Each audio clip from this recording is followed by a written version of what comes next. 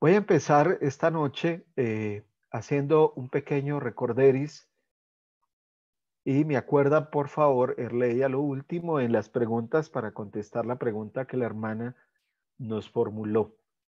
Entonces, les invito a estar atentos a la pantalla. Vamos a hacer un pequeño ejercicio de memoria, porque hoy tenemos que ir avanzando también en estos encuentros, de manera especial en torno hoy ya a los ejercicios de lectura del texto sagrado, del texto bíblico. La semana pasada iniciamos el estudio de lo que llamamos los géneros literarios. Esto lo repito para las personas que hoy se conectan y quienes están allá en el YouTube también, en directo por el YouTube de la Arquidiócesis y quienes estamos en esta plataforma. Y explicaba cómo ustedes y yo, cuando abrimos el texto de la Biblia y nos dirigimos al libro que usted le llama la atención leer, a ese texto que le gusta meditar, y vamos a escudriñar el texto, ahí, en ese texto que usted escogió, eligió, como en todo texto, porque eso es una parte organizacional de un texto, aparece lo que llamamos géneros literarios. Los géneros literarios son las maneras y las formas que un autor utiliza para en su obra tratar de comunicar un mensaje. Y entonces hacíamos un ejercicio interesante y era imaginarnos, porque la Biblia es así, una gran biblioteca, donde encontramos textos narrativos, textos históricos, donde hay leyes, donde encontramos textos poéticos, donde encontramos un género como es el, el, el de los evangelios, y donde encontramos cartas, pero llama poderosamente la atención y por eso nos centramos desde el encuentro pasado en lo que llamamos género apocalíptico o más comúnmente conocida como literatura apocalíptica. Y vuelvo a esta diapositiva porque nos permite, de cierta manera, entender qué es lo que tratamos nosotros de dilucidar cuando nos acercamos a un género como este que es la apocalíptica. Y aquí estoy dando respuesta. La apocalíptica es un género literario que usa el autor para comunicar a través de visiones, de figuras, de signos, de comparaciones, el uso de animales, de números, el uso de mensajes y de muchas otras cosas para comunicar un mensaje. Cuando hablamos de literatura apocalíptica, hablamos de género literario. Otra cosa es el libro del Apocalipsis que nosotros tenemos en nuestro texto del Nuevo Testamento, que como lo veíamos en el encuentro anterior, abriendo el texto en el capítulo 1, versículo 1, se nos muestra que la palabra apocalipsis, que es la palabra griega, nos revela otra palabra muy importante y es esa, revelación. Decía ahí, revelación de nuestro Señor Jesucristo. Y yo afirmé una cosa que voy a explicar de una vez y es, yo les decía, el género apocalíptico, de la apocalíptica como tal, no es profecía, sino que es revelación. Y lo dice el texto. Revelación donde qué?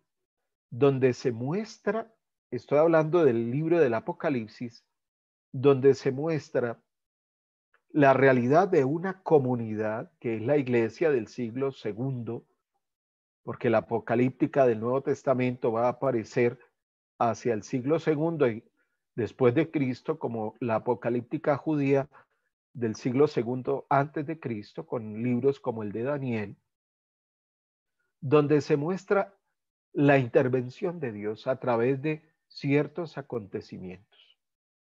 Una profecía, para hacer la diferenciación, no es un acto de adivinación, ni es como muchas personas a veces queremos ver que la profecía es el profeta que nos lee el futuro y eso es lo que va a pasar. Desde esa óptica, muchas personas se han acercado especialmente al libro del Apocalipsis. Mirando el libro del Apocalipsis desde lo que aparece en el libro, sin entender el contexto del libro. ¿Por qué? Porque esto es sumamente claro y es hacia el siglo segundo donde se escribe este libro, donde aparece esta literatura apocalíptica, entramos en el contexto de la comunidad perseguida. De hecho, se podría hablar que del capítulo 1 al 12 del libro del Apocalipsis se narra toda esa experiencia con ese emperador romano Nerón y luego Trajano del 12 al 22, con las persecuciones de los primeros cristianos, la situación terrible de los primeros cristianos perseguidos por la fe. Entonces, ¿cómo hablar de Jesucristo que se revela en medio de un ambiente como ese?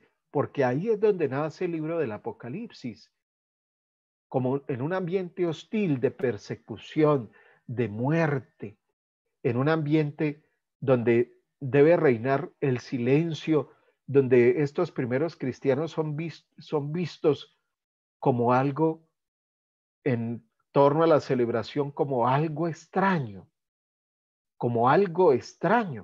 y por eso son perseguidos y atraviesan toda esa etapa de la persecución, que es la que nos va a mostrar ese maravilloso libro, que hoy vamos a ver en qué se resume el libro del Apocalipsis y la misma apocalíptica.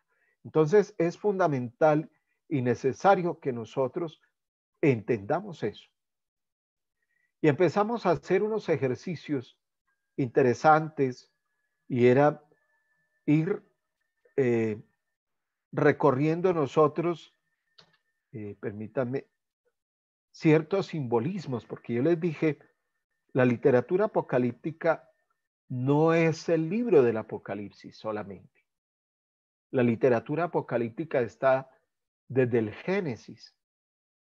Esa manera de mostrar, esa manera de hablar, esa manera de mostrar las visiones. Por ejemplo, un texto maravilloso es el capítulo 22, si no estoy mal en la cita del libro del Génesis, la escalera que lleva al cielo de Jacob. Recuerden, no sé si es 22 y 28, o 28, ya estoy dudando, pero es literatura apocalíptica que aparece en el Génesis. Grandes representantes de esta literatura, como les voy a mostrar ahora, van a ser unos profetas que son fundamentales en el Antiguo Testamento. Lógicamente, en el Nuevo Testamento encontramos en los evangelios y en las cartas de Pablo, en las cartas llamadas universales o católicas y en el mismo texto del Apocalipsis, esta literatura que nos invita, ahora vamos a llegar a la palabra clave. Hay circunstancias en las cuales va a nacer esta literatura. Y una de esas circunstancias importantes donde van a nacer esta literatura, permítanme un momento, acá cuadro mi pantalla, ok. Una de esas circunstancias es lo que llamamos nosotros el exilio. Lo que las dos diapositivas anteriores nos muestran la división de los reinos, el reino del norte que se va a llamar Israel, donde se cumple la profecía de Agías que ya di la semana pasada, donde van a estar 10 tribus, y el reino del sur que es Judá, donde estará la tribu de Judá, Efraín, y allí está el templo, en la parte sur. Pero hay un episodio fundamental y es es el exilio.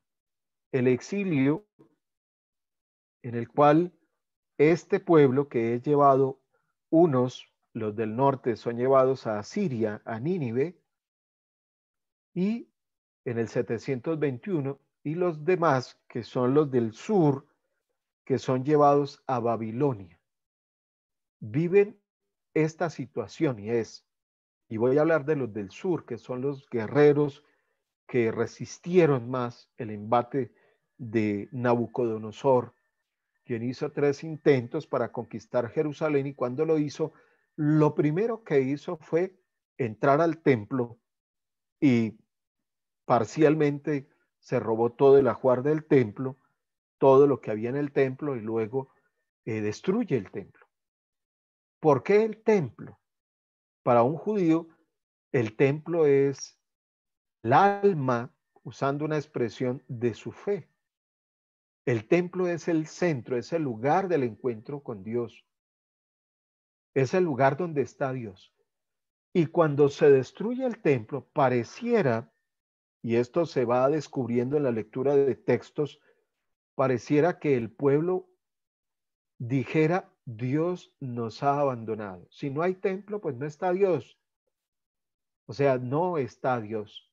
Y entonces aparece esa figura de lo que llamamos los deportados y los exiliados, quienes están al norte, que es el reino de Israel, son deportados. La deportación es llevarse a las personas, es conducirlas, es despojarlas, aunque históricamente se dice que en el reino del norte se quedaron algunas personas cultivando las tierras, y de Asiria llegan 5 pueblos que se van a mezclar luego con estos que están al norte, y de ahí va a nacer esa figura del pueblo de los samaritanos, que podemos leer nosotros en el libro de los Reyes, en el segundo libro, los samaritanos. ¿Qué sucede con los que están al sur, que son guerreros, que resisten? Son exiliados, o sea, se les da la oportunidad de irse a Babilonia con Nabucodonosor.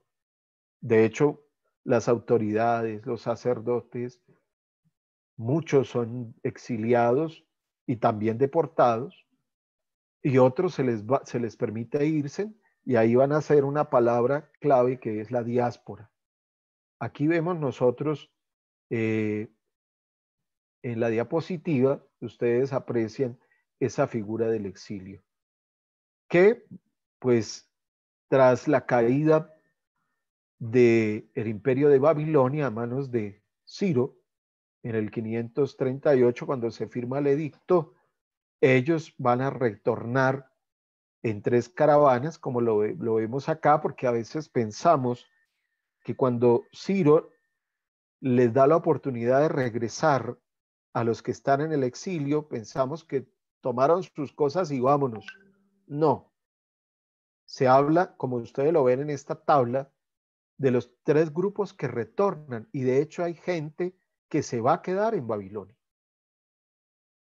En el libro de Esdras, capítulo 1 al 6, aparece la primera caravana que regresa, líderes Sesbazar y Zorobabel, sumo sacerdote, Jesúa, y la tarea de estos, según el edicto de Ciro, que los invito a leer en el capítulo 1 del libro de Esdras, los que regresan tienen una tarea, y es reconstruir el templo.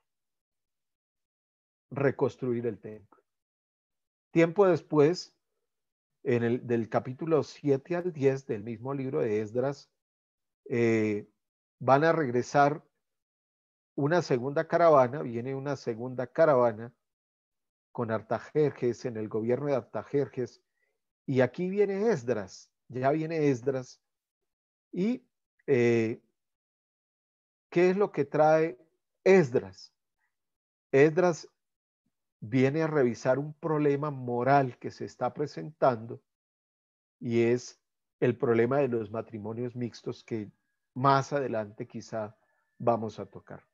Y luego regresará Nehemías, cuya tarea es reconstruir los muros de Jerusalén, y ahí empieza nuevamente la vida de este pueblo en torno a la figura del templo.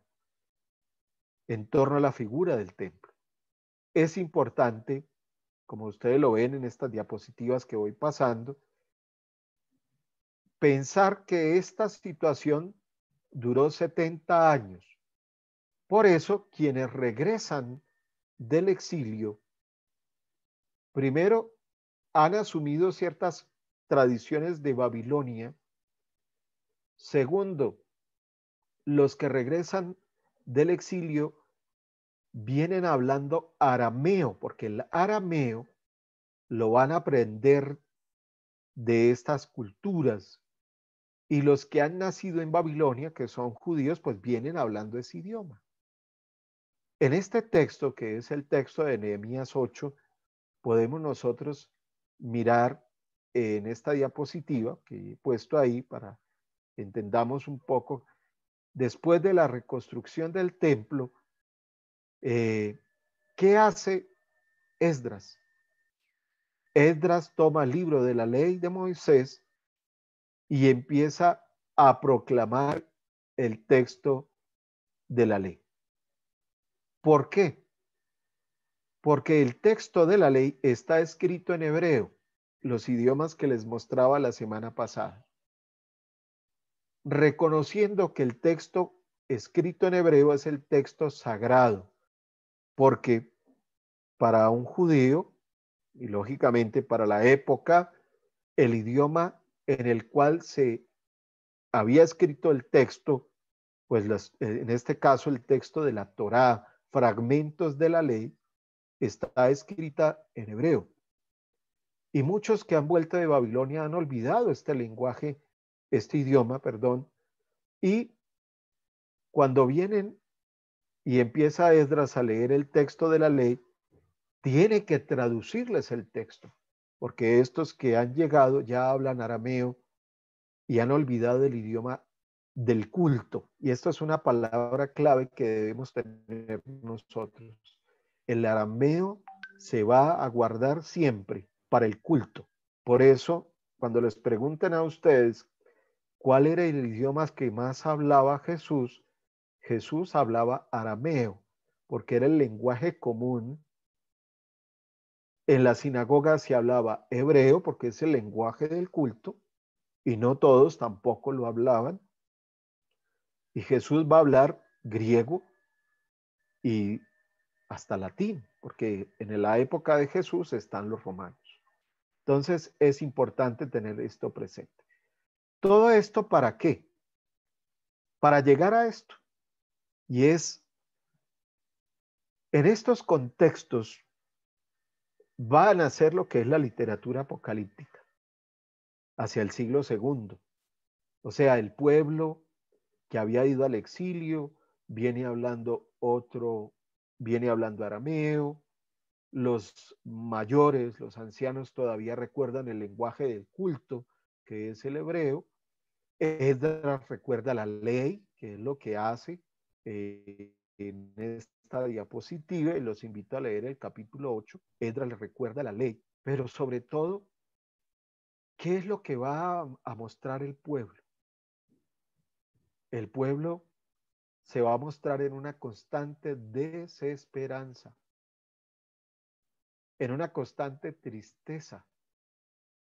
Antes de retornar, surgen esos profetas que están dándoles ánimo, surgen esas figuras que los animan, que ya se va a cumplir ese mensaje que había llegado a ellos, y es: vamos a retornar a nuestra tierra, vamos a volver a la tierra, vamos a regresar.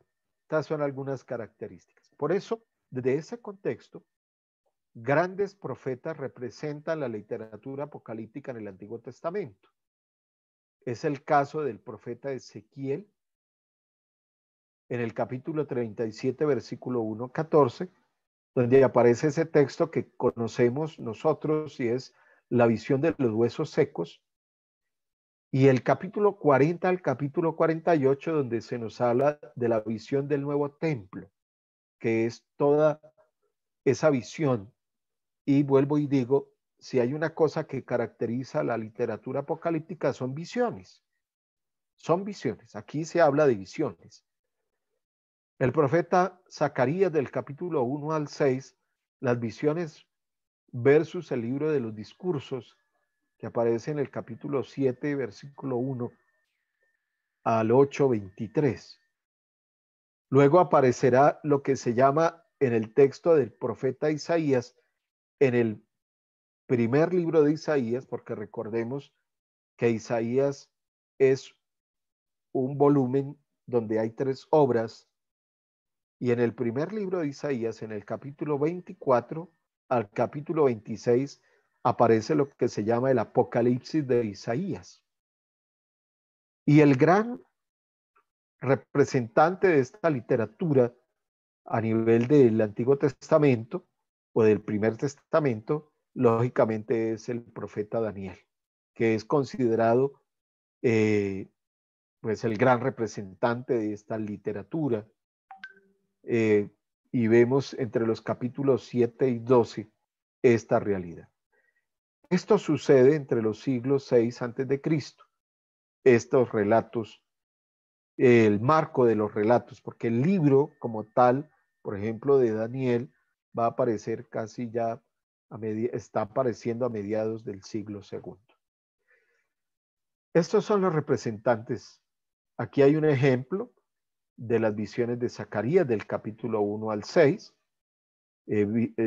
versus el libro de los discursos, y aparece esto. Simplemente lo puse para que vayamos pensando también en el Apocalipsis que nosotros leemos del Nuevo Testamento, el libro, el de las revelaciones, libro de las visiones. Entonces aparecen 8 visiones nocturnas, dice. La primera visión, los caballos y sus jinetes. La segunda, los 4 cuernos y los 4 artesanos. Aquí quedó mal la palabra.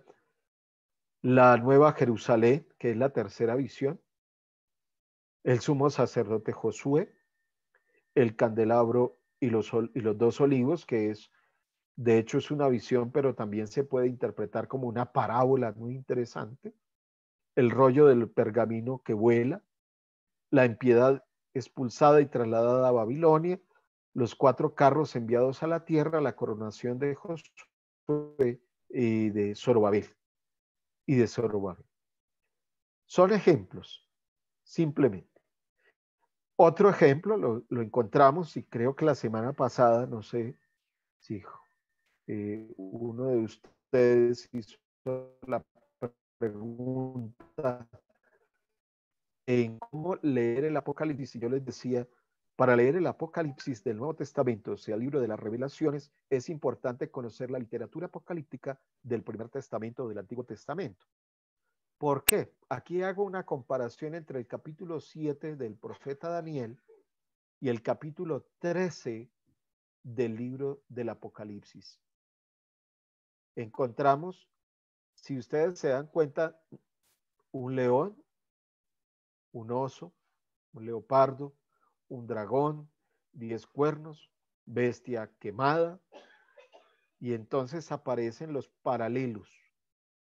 Esto no quiere decir que quien escribe el Apocalipsis haya calcado o copiado directamente de los profetas, especialmente de Daniel, y haya extraído para hacer su obra. No, como era una literatura entendida por el pueblo, como era una literatura que las personas de aquella época entendían, pues son las figuras que se usan. Y yo les decía, uno de los problemas para nosotros hoy, para estudiar y entender la literatura apocalíptica, es que nosotros no conocemos el contexto de los sucesos en los cuales se escribe el libro como tal. Y yo les decía, es la persecución de los cristianos en el caso del siglo, de los primeros siglos. Al verse abocados a esa persecución, los primeros cristianos, ¿qué hacen? Echan mano a esta literatura que ellos conocen, que para ellos es algo normal, para escribir un mensaje sin que los romanos intercepten las cartas o interfieran en esa comunicación de los primeros cristianos, y usan todo este simbolismo, porque si hay algo que es rico en esta literatura es eso, el simbolismo. El libro del Apocalipsis o de Revelación, y voy a pasar así rapidito, porque la idea no es quedarnos en el libro del Apocalipsis, sino poder avanzar. El libro del Apocalipsis se atribuye a un tal Juan que les explico un poco. A veces tendemos a confundir los Juanes del Nuevo Testamento y no es el mismo Juan discípulo de Jesús, no es el mismo Juan. A veces confundimos al que se reclina ya en el pecho de Jesús con un Juan. No, el nombre de Juan, de un Juan. Algunos dicen que era el discípulo de Jesús, otros, lógicamente, por los tiempos, no cuadra. Parece que es unos discípulos de este Juan, porque si hay algo que formaron los mismos apóstoles fueron escuelas, o las tradiciones que estaban junto a estos apóstoles nacen escuelas. Y aquí aparece un Juan que tiene una visión y aparece el libro de la revelación de Jesucristo, que es el nombre que se le da a este texto. El sentido es revelación, y esta revelación ahí se llama profecía. Y explico un poco esto porque yo les he dicho, no se puede mirar el libro de la literatura apocalíptica como profecía. Literalmente es un libro, lógicamente, inspirado por Dios a este profeta, a este hombre, llamémoslo así, que recibe estas visiones para hablar a esas iglesias, porque si hay algo que nos muestra este libro, y está en los capítulos primeros, es a quiénes se dirige este libro. Este libro se dirige a 7 iglesias, y son las iglesias de Asia. Y entonces empieza ya el texto a mostrarnos a la iglesia de Éfeso, Esmirna, Pérgamo, Tiatira, Sardis, Filadelfia y Laodicea. ¿Por qué a estas iglesias? Porque ante las persecuciones, ante la muerte, ante las circunstancias difíciles, tiene que llenarse cada iglesia de esa fuerza necesaria para seguir. Pero algunas flaquean, y por eso aparecerá textos donde nosotros hemos escuchado que se dice a la iglesia: algo tengo contra ti, has perdido el amor primero. Eso se dice a una de estas iglesias. O textos como este: ni eres frío ni caliente, estoy que te vomito de mi boca. Eso se dice a estas iglesias, porque en medio de la persecución como que han bajado la guardia de la fe, y muchos han reducido su fe y a veces han abandonado el camino. Para leer este libro es necesario conocer la apocalíptica del Antiguo Testamento y hacer de cierto modo un ejercicio de lectura comparativa, como lo acabé de mostrar acá con el texto del capítulo 7 de Daniel y el capítulo 13 del libro de la Revelación, o lo que nosotros llamamos Apocalipsis. No voy a profundizar mucho en el Apocalipsis, voy a pasar rápido, pero voy a dar unas claves, y este libro está escrito en clave del número 7. En la Biblia, el número 7 tiene un simbolismo, como todos los libros, como todos los números, porque si hay algo que permite hacer el idioma, especialmente el hebreo, es que cuando se organizó el alefato, que sería el alfabeto del judío, a cada letra se le puso un número. Y eso lo vamos a ver en el ejemplo del número 144 y del 666.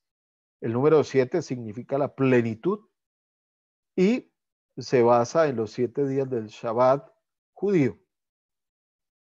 Porque aquí, recuerden, los primeros cristianos son judíos convertidos. O sea, hay que tomar figuras judías. Son judíos convertidos. Entonces, del capítulo 1 al 3, encontramos toda la narración de las 7 iglesias,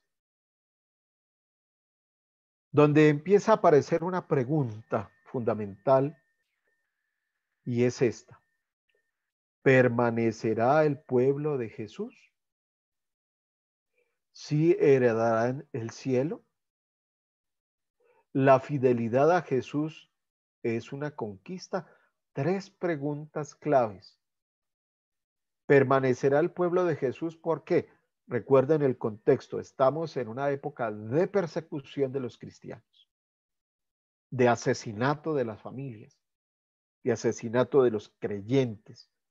Entonces, frente a eso aparece, ¿será que el pueblo ante esa circunstancia permanecerá ante Jesús, con Jesús? Aquellos que permanecen fieles y llegan al extremo de dar la vida, que conocemos como mártires, ellos serán herederos del cielo. Y aquellos que permanecen fieles a Jesús llegarán a esa Jerusalén celestial. Son las 3 preguntas que empieza a responder desde esta literatura el escritor de este texto.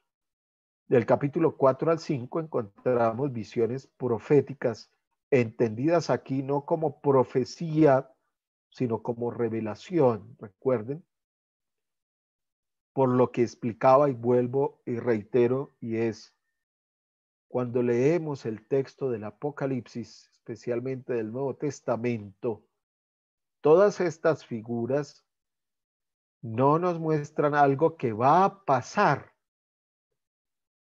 Vayamos al contexto del pueblo, sino algo que está pasando. Algo que ha pasado y está pasando. Pero ante eso, ante el dolor, la muerte, las circunstancias de enfermedad, la persecución, permanecer siempre fieles a Cristo. Y entonces, entre los capítulos 4 y 5 aparece estas imágenes, el trono de Dios, la mano de Dios en los, están allí los 7, ahí empieza el número 7, los 7 sellos cerrados. ¿Quién será capaz de abrir el sello? Y aparece esa imagen del Cordero, y yo los invito a ustedes a leer. Entre los capítulos 6 y 8 aparecen nuevamente el número 7, los 7 sellos, 4 rollos para ver 4 jinetes, que es un texto que podemos nosotros encontrar también en Zacarías capítulo 1. Los 4 jinetes que significan guerra, conquista, hambruna y muerte. Yo les pregunto, ¿eso no es lo que vivimos ahora y no hemos vivido? O sea, ante esa guerra, conquista, hambruna, muerte, necesitamos que se abra ese rollo, que se abra ese rollo.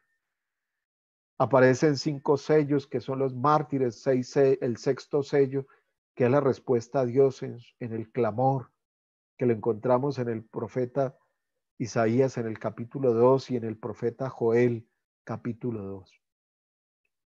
Aparece un 4º paso, y es, como el libro está escrito como una obra que va mostrando unos acontecimientos de revelación, aparece lo que se llama el intermedio, o sea, el escritor como que descansa en el capítulo 7 para cambiar un poco de tema.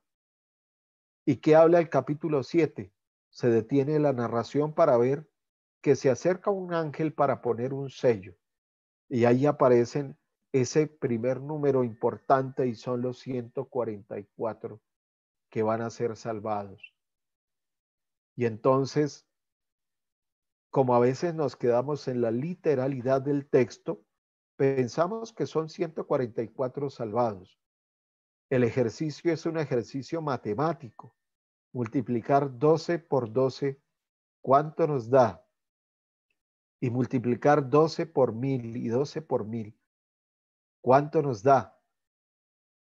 Entonces, cuando se habla de esta cifra, por favor, 144,000, hablando para el tiempo del pueblo, que no es un pueblo, que no es una comunidad de cristianos grandes, porque para esa época los cristianos no eran una cantidad como hoy apreciamos en nuestras iglesias, pues era lógico hablar de un número de estos, hablando de la totalidad, o sea, el 144,000 lo que representa para ese momento, es decir, todos los que creen en Cristo son salvos. Todos los que creen en Cristo se salvarán, porque somos su pueblo escogido, su pueblo amado. Somos ese pueblo. No es que sean 144,000 personas, no, es la cantidad de creyentes que se acercan a Jesús. En el capítulo 8, que sería el quinto paso, aparece el séptimo sello, donde surge la séptima trompeta, que yo les invito a ir leyendo. Luego el capítulo 8, que evoca el Éxodo, donde aparecen 7 trompetas. Las primeras 5 recuerdan las plagas de Egipto, y la sexta trompeta libera a los 4 jinetes de los que les hablé ahora atrás, que son estos, para que los tengamos presentes: guerra, conquista, hambruna y muerte. Y luego aparece en el capítulo 10, el intermedio. Otra vez, el escritor lleva a que el lector haga una pausa. Y en esa pausa pone un mensaje importante.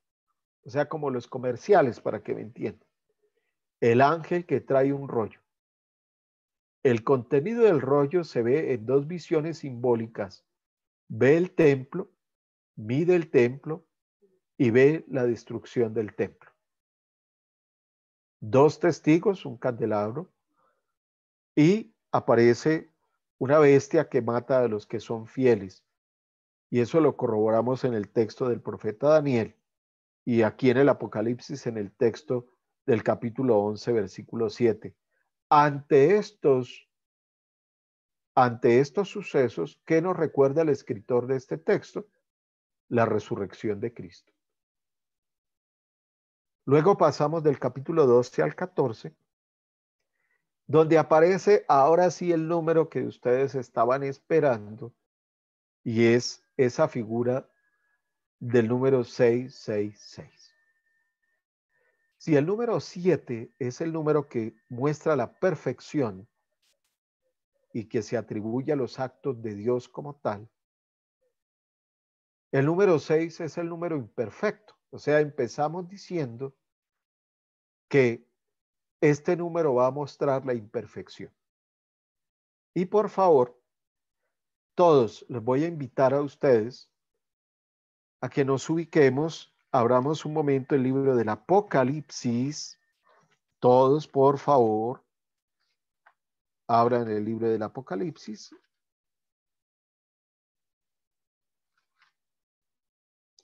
Y nos ubicamos en el capítulo 13.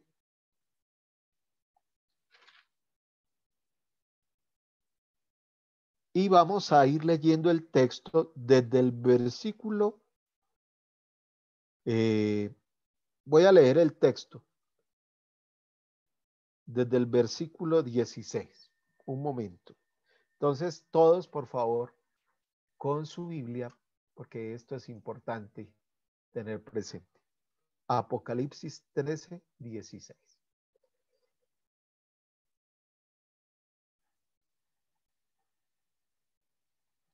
¿Listo? Perfecto.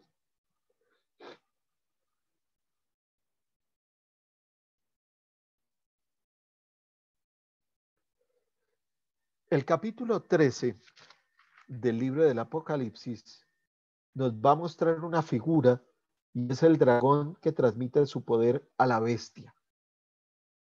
Y esto lo podemos encontrar también en el capítulo 7 del profeta Daniel. Hacia el versículo 11, si ustedes lo ven en su Biblia, se habla del falso profeta al servicio de la bestia. Y empieza el escritor del texto a narrar, a hablar de una bestia. Voy a leer un momento el versículo 11. Vi, o sea, es una visión. Eso es clave. Vi luego otra bestia que surgía de la tierra y tenía dos cuernos como de cordero, pero hablaba como una serpiente. Es lenguaje simbólico. Ejerce todo el poderío de la primera bestia en servicio de esta, haciendo que la tierra y sus habitantes adoren a la primera bestia, cuya herida mortal había sido curada. Realiza grandes signos hasta hacer bajar ante la gente fuego del cielo a la tierra, y sucede a los habitantes y y seduce a los habitantes de la tierra con los signos que le han sido concedidos, obrar al servicio de la bestia, diciendo a los habitantes de la tierra que hagan una imagen en honor de la bestia que, teniendo la herida de la espada, revivió.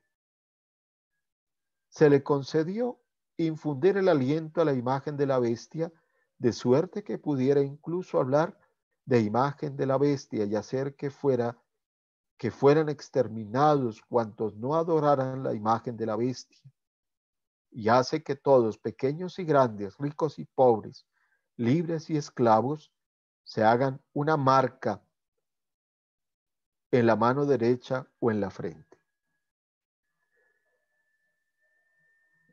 Mírenme un momento todos acá, por favor. No pierdan el versículo donde vamos. Hagan así las manos, por favor. Todos. Bueno, ¿por qué hicimos este ejercicio? Hay una cosa sumamente interesante, y es que en los textos bíblicos, algunos textos, especialmente del Antiguo Testamento, nos hablan que hombres creyentes se marcaban las manos, se hacían una señal para, al mostrar las manos, señalar que creían en el Dios de Israel.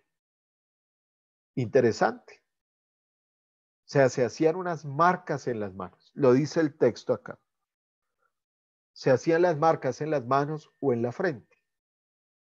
De hecho, para estas épocas se marcaba a los que eran llamados esclavos también.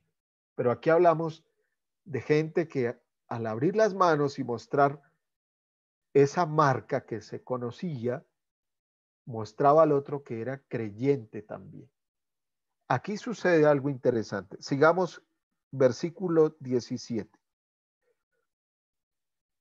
Y que nadie puede comprar nada ni vender, sino el que lleva la marca con el nombre de la bestia o con la cifra de su nombre. Ojo, aquí hay una clave sumamente importante. Aquí está la sabiduría que el inteligente calcule la cifra de la bestia, pues es la cifra de un hombre y su cifra es 666. Importante. El texto mismo nos está diciendo a qué hace referencia. Es la cifra de un hombre. No dice de un animal, no habla de un dragón, no habla de diferente, dice la cifra de un hombre. ¿Quién es ese hombre? Les decía ahora, en la literatura judía, las letras equivalen a a unos números o tienen una significación numérica. Eso se llama gematría, y ojalá anotemos la palabra y esta semana la averigüemos. ¿Qué es la gematría?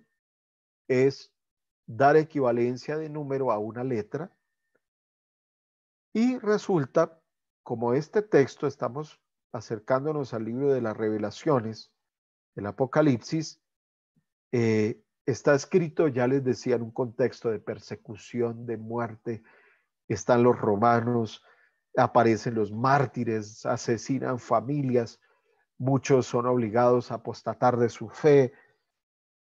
Pues aparece este número, el número de la bestia, dice el texto, que es la cifra de un hombre.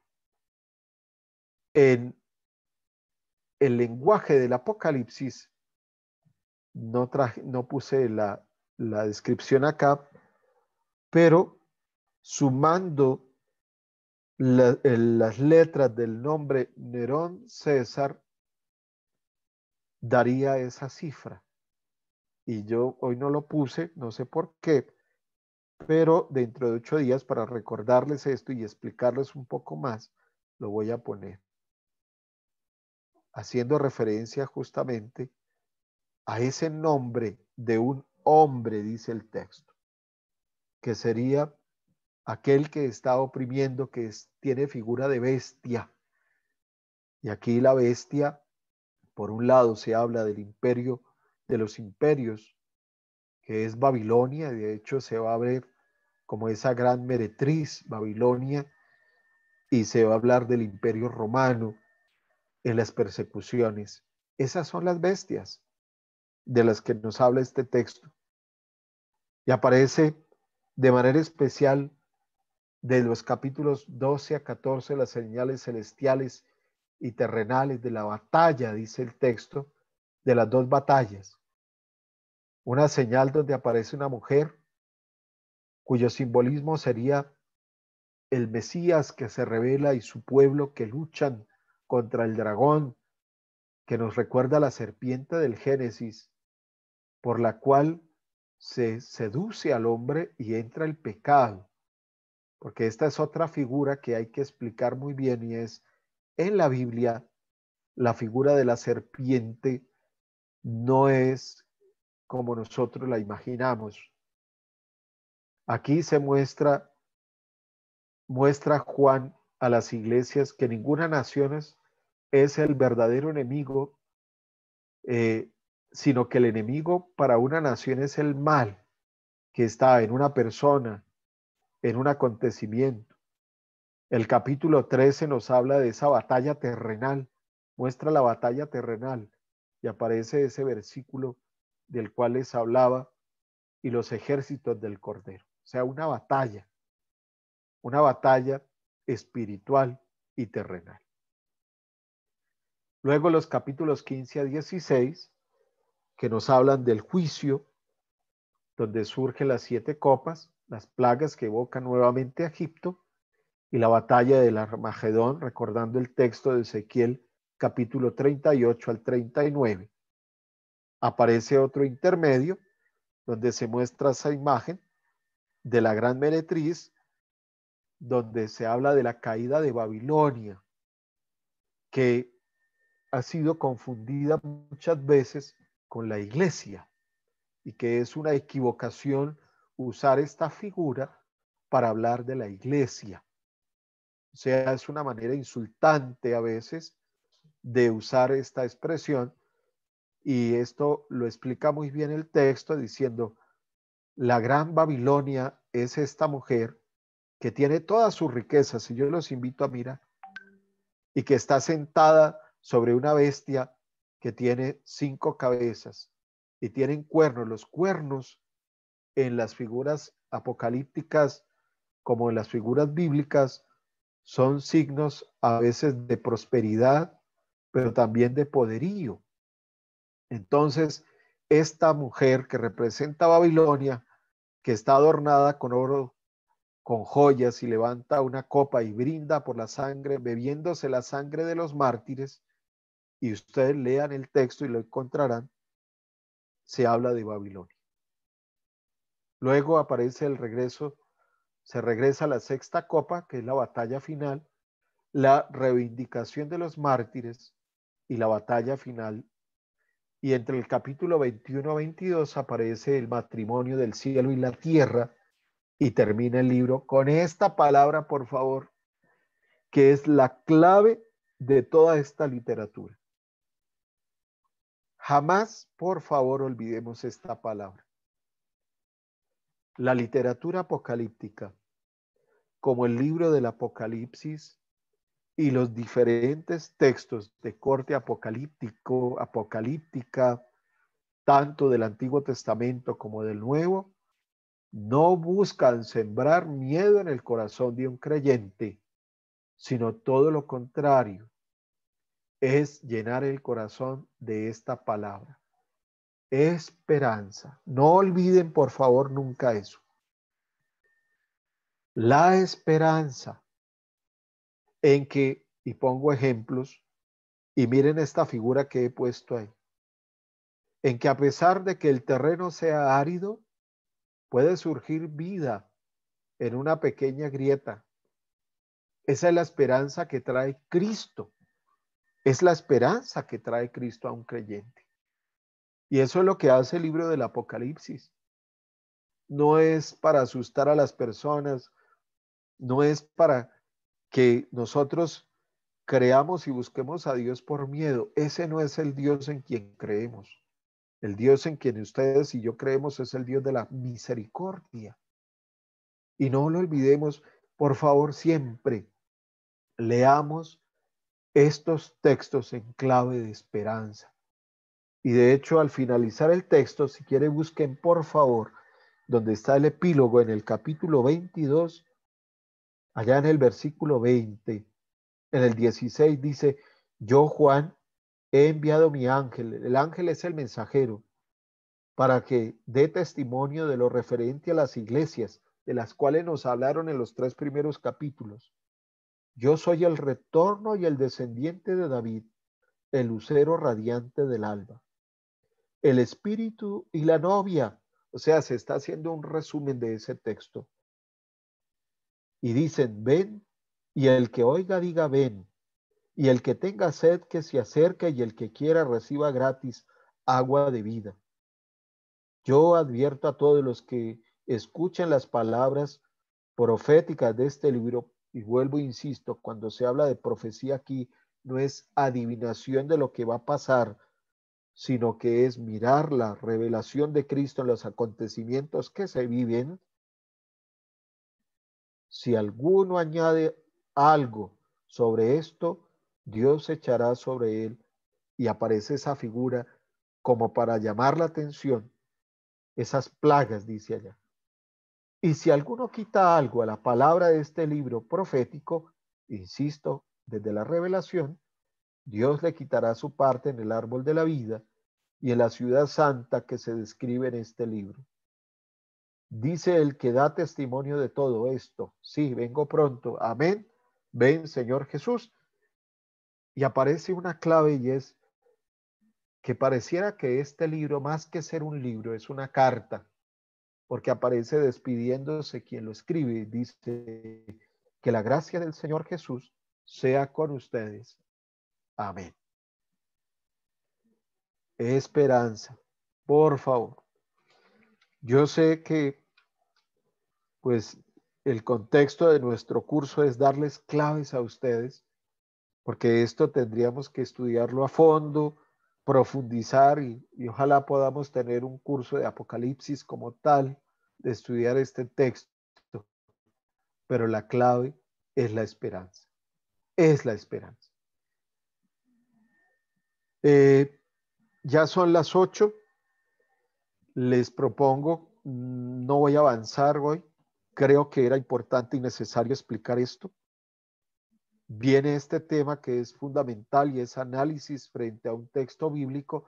Ahora sí, después de hacer el ejercicio que hemos recorrido, y se los voy a recordar, y es, recuerden siempre, todos nosotros, ustedes y yo, estamos leyendo el texto bíblico. lo estamos leyendo. Desde una óptica, y aparecen esas 5 maneras de lectura que les he explicado, y es una lectura popular, una lectura litúrgica, una lectura contextual, una lectura académica y una lectura orante, que es la lección divina. Cuando usted abre ese texto que es la Sagrada Escritura y hemos aprendido después de este recorrido, es un texto que tiene historia y que nos narra una historia de salvación. Ese texto revelado, inspirado y que llega a nosotros por la tradición oral y la tradición escrita y que se plasmó para ir respondiendo a la hermana la pregunta que nos hacía de Zapatoca y que se plasmó en esos testigos que les mostraba hace 8 días, en las tablas, en las tablas de piedra, en las tablas de cera, en las vasijas que llevaban esos fragmentos que se llaman óstracas, y en el papiro y los pergaminos y el metal, como les mostraba. Así va llegando el texto a nosotros. Se pasa de esa tradición oral a esa tradición escrita, a esa tradición escrita. Y va pasando el texto de generación en generación.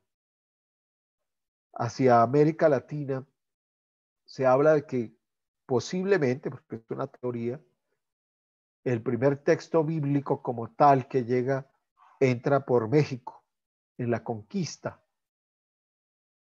Entra por México, América Latina. Y lógicamente quienes han venido de España en aquella conquista, en el descubrimiento, pues traen su texto bíblico y así va llegando el texto. El texto va llegando a nosotros, porque es que hay algo que siempre va llegando al corazón de un creyente en la palabra. Cuando nosotros abrimos el texto, nos encontramos una obra formidable, por usar una expresión, y es, yo no puedo interpretar, y nos hemos dado cuenta, un texto literalmente, porque hay que conocer su género literario, hay que conocer el contexto donde se escribió, porque los libros de la Biblia no los escribió una misma persona. Hay que conocer lo que sucedía cuando se escribió. Todo esto, pues lógicamente nosotros que estamos en este curso y compartimos estas palabras, pues vamos tratando de entender, pero es un camino extenso. Es un camino extenso. Eso es importante que tengamos presente, porque si no ocurre lo que les decía al iniciar el curso y es, aparece el texto bíblico como algo que asusta, como algo confuso, como algo que, como que el mensaje yo no lo entiendo, como algo que no me toca el corazón. Entonces, cuando sucede eso, ¿qué hago? Cierro la Biblia y no medito los textos. No. Y me alegra por todos ustedes, quienes están en esta plataforma, quienes están acá en el canal de la Arquidiócesis, que se acercan, porque tienen sed de conocer al menos algunas claves importantes que les ayude y les permita a ustedes hacer un ejercicio de acercamiento al texto. De eso se tratará el próximo encuentro y es, ya vamos a entrar con el análisis frente a un texto bíblico como tal. Vamos a hacer un ejercicio desde un texto y vamos a empezar a recoger todo lo que he presentado porque era sumamente importante. Porque se preguntarán ustedes, bueno, el curso se llama lectura de texto, pero es que el padre no nos ha puesto a leer la Biblia. No, hay que, recuerden lo que les decía y es, el texto bíblico tiene una historia, tiene un antes y un después para entenderlo desde un presente. Yo no puedo entrar a explicar el texto bíblico si no conozco todas estas cosas que les he dicho de una manera somera, sí, porque esto tiene mucho camino que recorrer, de una manera sencilla. Y entender que el texto bíblico es el texto revelado, que Dios nos habla y que se vale de esta pedagogía, por decirlo de cierta manera, para comunicar un mensaje, y es la salvación. Así como el ejemplo de la literatura apocalíptica que se enclava en esa palabra y en la esperanza. Siempre que le hablen a usted de Apocalipsis, recuerde, esperanza. Jamás, jamás se dejen robar la esperanza. Somos a veces prácticos en aprender ciertos versículos y no es que esté mal aprender versículos, pero un versículo está puesto en un texto y ese texto tiene un contexto y para entender el versículo hay que leer el contexto donde se escribe. Y yo les decía ahora, frente al libro del Apocalipsis, y es, eh, tiene un contexto el Apocalipsis, los siglos primeros. ¿Qué le pasaba a la comunidad de ese tiempo? A esas 7 iglesias, perseguidos, martirizados, unos apostataban de la fe. Entonces aparece ese versículo maravilloso. Algo tengo contra ti, has perdido el amor primero. Son las palabras del escritor del texto a esa iglesia. O estoy, ni eres frío ni caliente, estoy que te arrojo de mi vomito de mi boca, porque así es que dice el texto. Y empieza a desarrollarse toda esa historia de esperanza, mostrándonos al final, y hablo del Apocalipsis como tal, que el Señor viene pronto. Y al decirnos eso, nos está diciendo, tengan fe, tengan esperanza, no se cansen. Las persecuciones eran muchas, siempre han existido y de hecho hoy en día las vemos frente a las cosas de la fe, frente a las experiencias de ciertas religiones, la persecución, el silencio, eso lo estamos viviendo hoy. Entonces, es importante eso y perdóneme que me he quedado explicando este género, pero creo que es importante y no podemos nosotros perder la esperanza. ¿Cuánta gente frente a lo que estamos viviendo comparan el apocalipsis con esta realidad? Claro que hay enfermedad, claro que hay muerte, claro que tenemos cataclismos, situaciones naturales, pero la pregunta es, y las 3 preguntas que aparecían, ¿será que un Dios que se muestra misericordioso es lo que quiere para nosotros? No olvidemos, por favor, y es la esperanza. Bueno, muy bien, ahora sí los voy a escuchar a ustedes. Yo sé que hay muchas preguntas. Sí. No sé si ya llegó Rosy, Arley. Mm, No ha Creo llegado. que no, aún no ha llegado, padre, pero Ok, perfecto. Juan Manuel Galvis nos tiene una pregunta, entonces Juan Manuel, con mucho gusto puedes abrir tu micrófono para ir dándole el orden con el que se levantó la mano. Padre Pedro, buenas noches, ¿cómo le va? Juan Manuel, buenas noches, ¿cómo estás?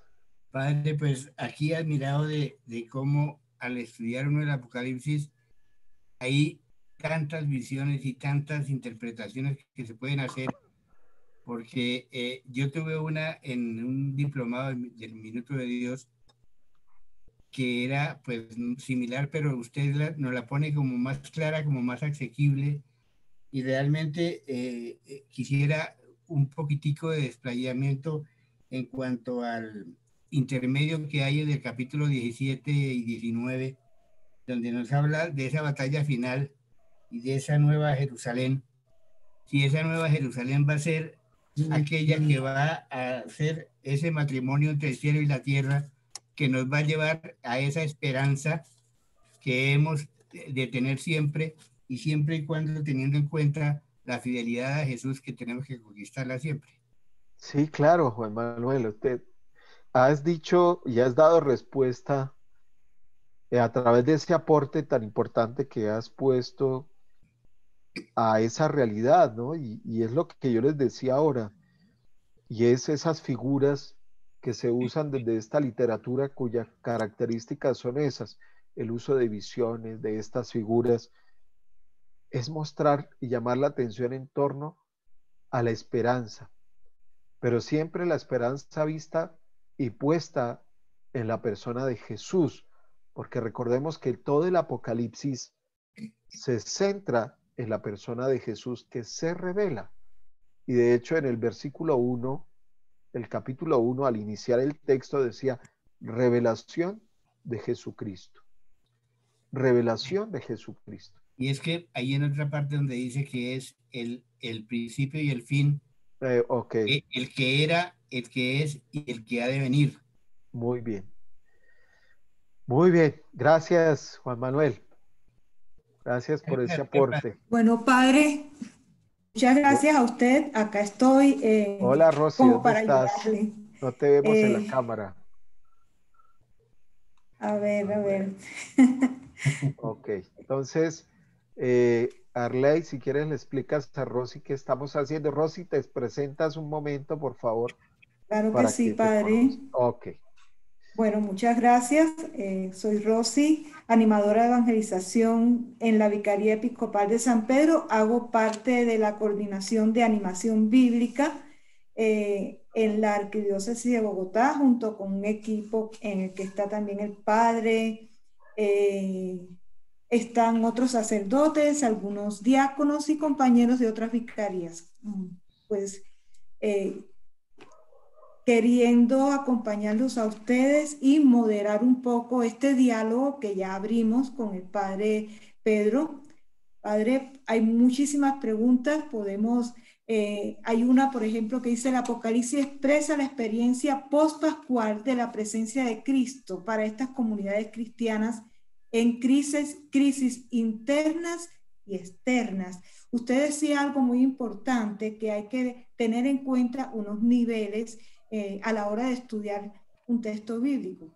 Un nivel que es el literario, que nos habla de todo este tema del simbolismo, por ejemplo, y del significado semántico, pero también está un nivel que es el histórico. Entonces creo que aquí entra un poquito esta pregunta y también la riqueza del nivel teológico del texto.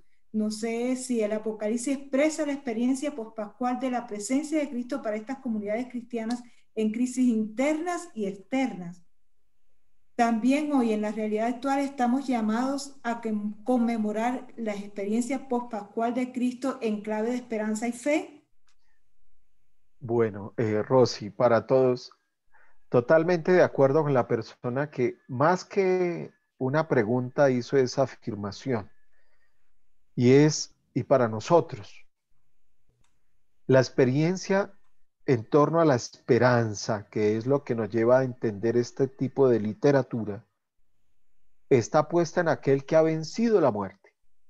Y de hecho el contexto, ya lo he repetido, son las primitivas comunidades que no lo tuvieron fácil y que se ven abocadas a unas situaciones extremas.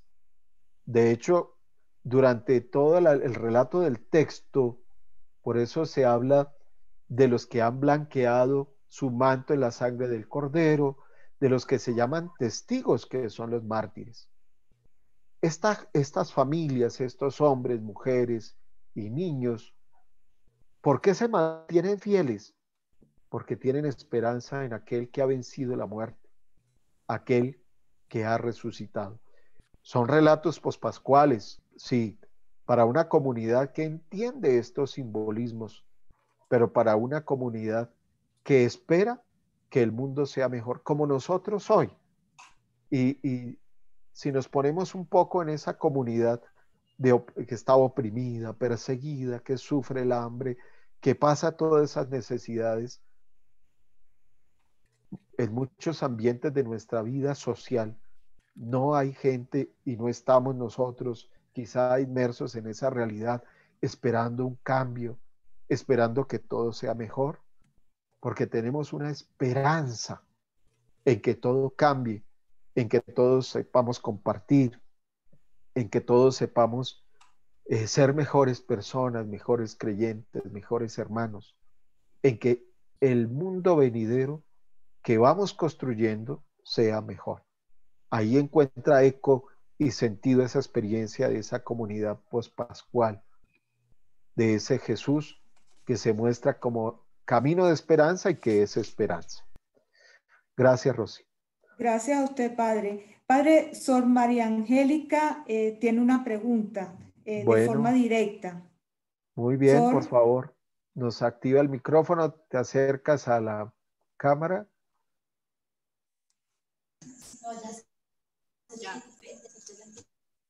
Sí. Sea bendito Padre. Buenas noches, hermana. Cuéntanos. Padre, pues primeramente que todo agradecerle toda la paciencia y la sencillez con la que nos ha transmitido pues todas estas bellezas que nuestra madre y nuestras hermanas todas estamos muy contentas. Pero yo quisiera, pues tengo como una pequeña duda. Cuéntame, hermana. Que pues siendo nuestro Señor pues hijo de una época y perteneciente a una cultura, el discurso escatológico que en unas semanitas ya vamos a empezar a leer, que igual también pues me llenó de mucha alegría porque lo que usted nos decía que la literatura apocalíptica, el Apocalipsis terminaba con esperanza y de hecho ese texto termina también: levantaos, alzad la cabeza, se acerca vuestra liberación, pues con mucha esperanza también. Pero siendo nuestro Señor el que lo dice, pues ya son palabras mayores o también entra, digamos, en este género del apocalíptico. Gracias, hermana, por la pregunta. Recordemos que el texto como tal, y como les insinué ya al final, pues para unos es una carta por la manera en que termina el texto, que es despidiéndose, y uno en un libro no se despide así. Para algunos es una carta, pero sea una carta o sea un libro, y sea el Juan que la haya escrito, lo que busca el autor de este texto es, desde la experiencia pospascual, mostrarnos este camino de esperanza que nos lleva al encuentro con Jesús. O sea, desde la experiencia que vive esa comunidad, acerca a esa comunidad sufriente, a esa comunidad que padece todas esas realidades, a seguir caminando, a seguir adelante, a sentir a Jesús cercano, a sentir a Jesús como ese caminante y transeúnte del camino que no abandona al que sufre, que no abandona a aquel que pasa esa necesidad material y espiritual, aquel rechazado por la causa de su fe, o aquella mujer maltratada, o aquella persona que se le vulnera su derecho y que busca la justicia. O sea, a lo largo de este texto, como ustedes lo vieron en esa clave de 7, se usan muchos simbolismos, porque uno dijera, oiga, pero es que un simbolismo aquí, otro aquí, otro aquí, otro aquí. Es la clave que el autor usa para comunicar un lenguaje, comunicarse a través del lenguaje que saben las personas de ese momento, de esa época, pero que en el fondo, y lo acabas de decir muy bien, hermana, lo que nos invita es la esperanza. Y de hecho, gracias por aclararnos. Ahora viene el tiempo del Adviento ya. Y vamos a escuchar esos textos. De hecho, son textos que nos van a mover. Uno dice, bueno, pero viene diciembre y los textos nos hablan de final, ¿cómo así? Sí, claro, nos hablan de final de año, pero desde la experiencia de la palabra, no es un final que nos lleve a ese estado de muerte, sino que es un final que da pie a un comienzo. Y aquí adquiere fuerza lo que les había dicho, y es con el texto bíblico. Aunque el Apocalipsis está puesto ahí donde está, con el Apocalipsis no se cierra la Biblia. Se abre la esperanza, se abre la esperanza de seguir caminando y seguir acompañados por Jesús. ¿Vale? Ok, gracias. Rosy. gracias, Sor. Pues, padre, también hay algunas preguntas sobre el tema del lenguaje simbólico. insisten en saber sobre el número 666, en qué parte, en qué capítulo aparece. También hay otros sobre ese mismo tema del lenguaje simbólico, preguntan sobre la presencia de María, la mujer vestida de sol, si es María o si se refiere a Jesús o si se refiere a la iglesia. Creo que queda muy claro, pero hay muchas preguntas que están insistiendo sobre este tema del lenguaje simbólico que abarca cifras, abarca colores, abarca figuras. Ok. Bueno, el número el número 666 aparece al final del capítulo 13, como lo expresé ahora, y es en referencia, y el mismo texto lo indica, es la cifra de un hombre. Un hombre. O sea, no podemos contradecir el texto diciendo que es la cifra de un animal. A este hombre se le compara con una bestia. Y si yo les preguntara a cada uno de ustedes, cuando hablamos de una bestia, ¿qué nos imaginamos? Una fiera salvaje, alguien que destruye, alguien que lastima, que hace daño. Quizá es el simbolismo y las representaciones que tenemos en nuestra mente. Pero aquí, desde la escritura del mismo texto, usando esa figura judía, aparece la figura de un hombre cuya marca, dice el texto, su cifra es 666. Permítanme leer un poco, yo tengo el texto de la Biblia de Jerusalén y voy a leerles el pie de página, y los que tengan la Biblia de Jerusalén lo pueden leer también para corroborar lo que yo les he dicho ahora. Dice el texto, el capítulo 13, versículo 18, dice: tanto en griego como en el hebreo, cada letra tiene un valor numérico, que es lo que expliqué, correspondiente a su puesto en el alfabeto.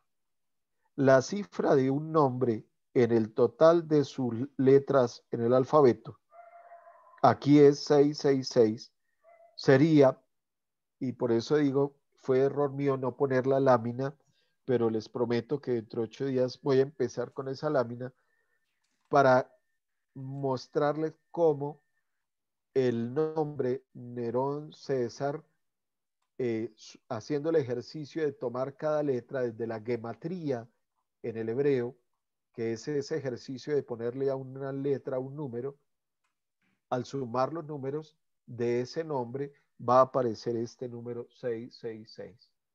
Entonces, así voy a empezar dentro de 8 días para que podamos entender un poco mejor este número. ¿Vale? Gracias. Ok.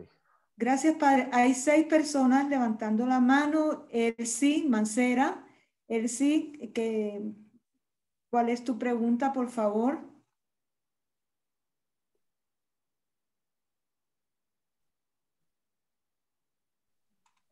O Marcela. Marcela. Marcela. Puedes activar el micrófono. Activan el micrófono, por favor. Sí, soy Elsie. Elsie, buenas noches. Es que yo quería referirme que en el capítulo 7 de Apocalipsis habla de el sello que nos pone nuestro Señor. Y Sí. le dice a los ángeles que respeten Uh-huh. a los que tengan esa marca.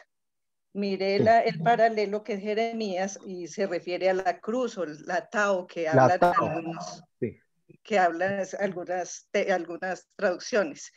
Entonces, yo lo que quería resaltar acá es lo que ya el padre había dicho de esa batalla espiritual que hay entre el bien y el mal. Además, el único libro que nos dice bienaventurados por leerlo es el Apocalipsis. O sea, es una bendición que lo leamos y la esperanza que nos da que lo que está mostrándonos es que el mal va a ser derrotado definitivamente. Muy bien. Gracias por ese aporte, Elsie. Interesante. Y miren cómo desde la experiencia de la lectura que se ha podido hacer y cada uno de ustedes ha hecho, pues vamos aportando. Definitivamente son aportes muy importantes. Gracias. ¿Quién sigue? Padre, hay una pregunta en el chat un poco interesante. La escribe Adolfo Puerta. Padre, ¿cuál es la diferencia entre la prontitud cronológica y teológica? Bueno, la prontitud, cuando hablamos de prontitud, automáticamente pensamos en el tiempo, siento. Prontitud cronológica, hechos que se van a dar en el tiempo. Y la prontitud teológica es que esos hechos que se dan en el tiempo deben ser leídos desde la clave de la revelación de Dios. O sea, es importante entender que todo acontecimiento que se da en torno a la vida de una persona tiene que ser leído en esa clave.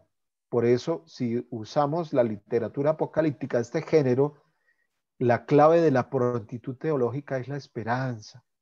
O sea, a pesar de que todo nos vaya mal en la vida, de que caigamos, tenemos la esperanza de levantarnos. Así como si estamos pasando la oscuridad de la noche en la vida, tenemos la esperanza de que va a clarear el día. Esa es la prontitud y esperamos. Y de hecho, apelando nuevamente al ejemplo de la hermana, ahora viene un tiempo maravilloso y es el tiempo del Adviento, que nos lleva justamente a contestar esa pregunta y es la prontitud de la esperanza. O sea, mirar en los acontecimientos que nos están pasando, no siempre lo negativo, porque nosotros podemos caer en desesperanzas, y el mensaje no es ese.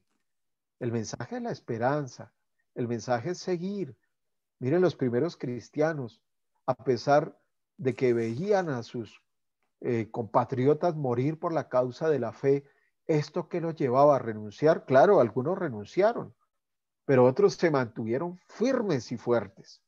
De hecho, hay una lápida interesante en una de las catacumbas de Roma que dice sangre de mártires, semilla de cristianos. Hay mucha gente que ha derramado su sangre para que nosotros recorramos un camino de la fe como la vivimos hoy.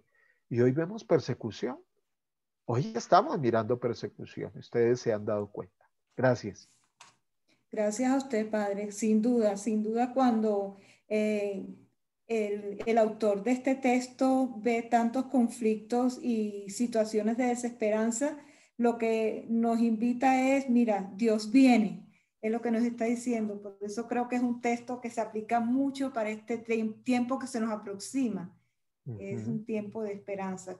Como usted ha dicho, Padre, Emma está hace un ratico pendiente y quiere hacernos una pregunta. Emma, puedes abrir tu micrófono. Gracias. Gracias, soy Lucía. Hola, Muy bien. Lucía.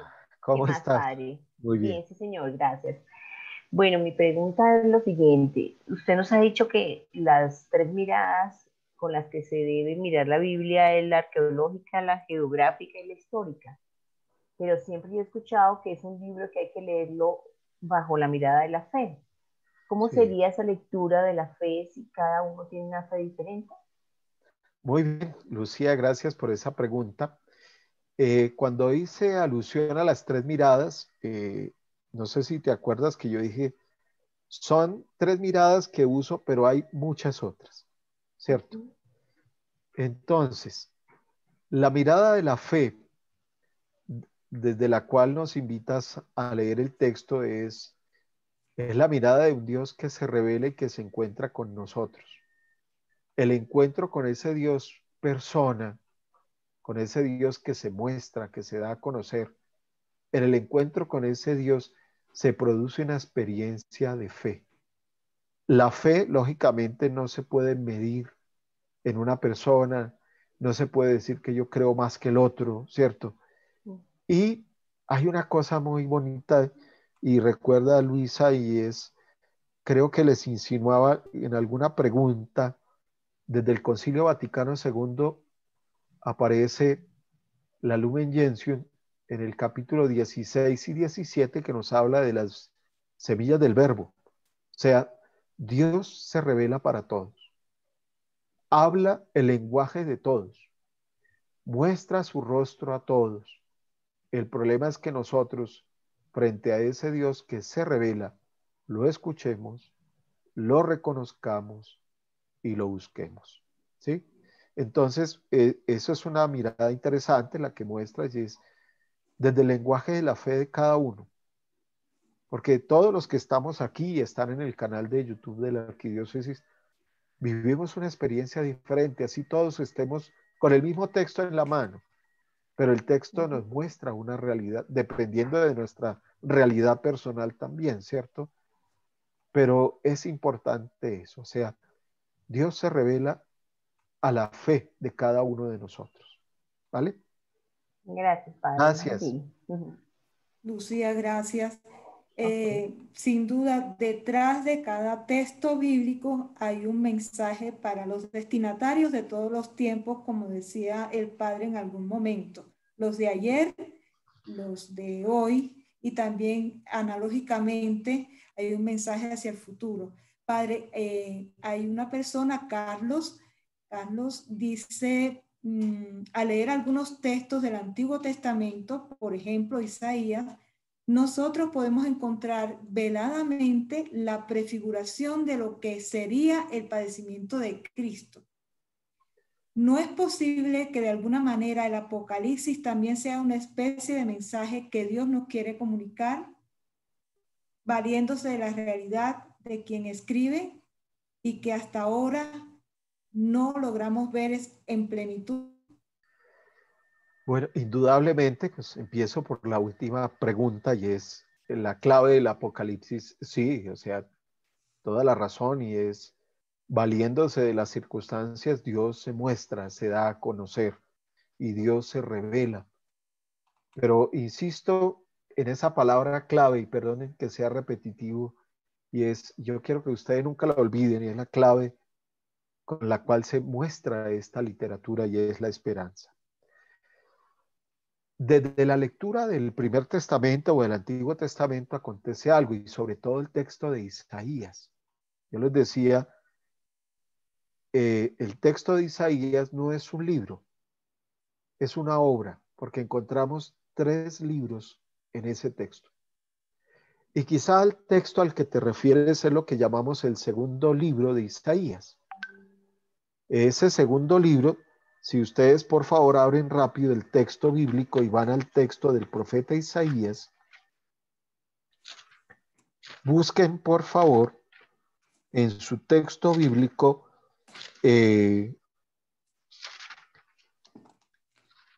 busquen el texto bíblico, por favor, ya les voy a decir dónde, para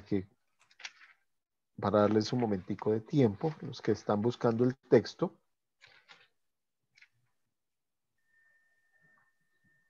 Busquen el capítulo 40.